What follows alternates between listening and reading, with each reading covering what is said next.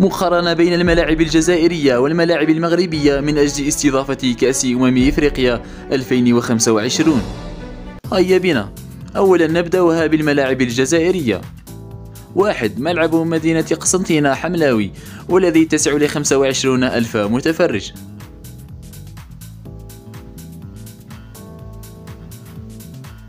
أما الملعب الثاني فهو ملعب تيزي وزو والذي يتسع لحوالي 50 ألف متفرج، وهو الآن في اللمسات الأخيرة من أجل تسليمه.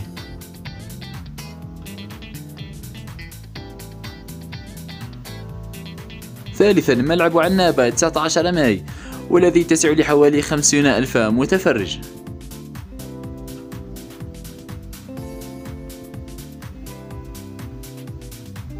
أما الملعب الرابع فهو ملعب الدويرة الجديد والذي يتسع لحوالي 40 ألف متفرج، وهو لازال قيد الإنشاء.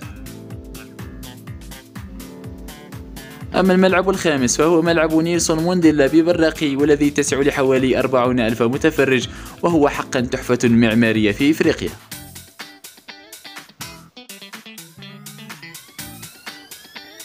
سادسا ملعب ميلود هاتفي بوهران والذي يتسع لحوالي 40 ألف متفرج، وهو الملعب الذي استضاف ألعاب البحر الأبيض المتوسط العام الماضي. وأخيرا وليس آخرا ملعب 5 جويلية بالجزائر العاصمة والذي يتسع لحوالي 75 ألف متفرج، وهذا هو شكله النهائي.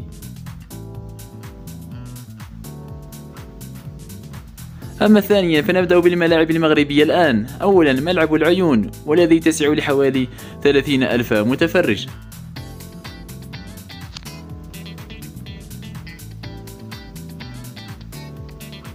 أما ثانيا فهو ملعب أكادير والذي يتسع لحوالي 55 ألف متفرج، وهو تحفة معمارية خضراء.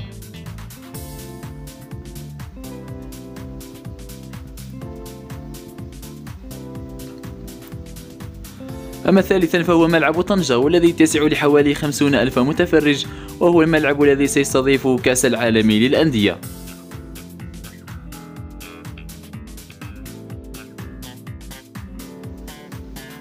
رابعا ملعب مولاي عبد الله والذي يتسع لحوالي 65 ألف متفرج، وهذا هو شكله النهائي قبل كأس إفريقيا 2025، حقا تحفة رائعة. أما خامسا فهو ملعب مراكش والذي يتسع لحوالي 45 ألف متفرج.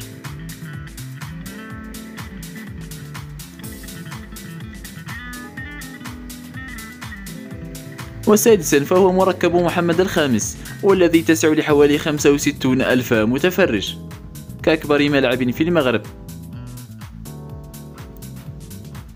وأخيرا وليس آخرا ملعب فاس والذي يتسع لحوالي 40 ألف متفرج. وختاما نشكركم مشاهدينا الكرام على المشاهدة، ولا تنسوا دعمنا بالاشتراك. بارك الله فيكم، إلى اللقاء.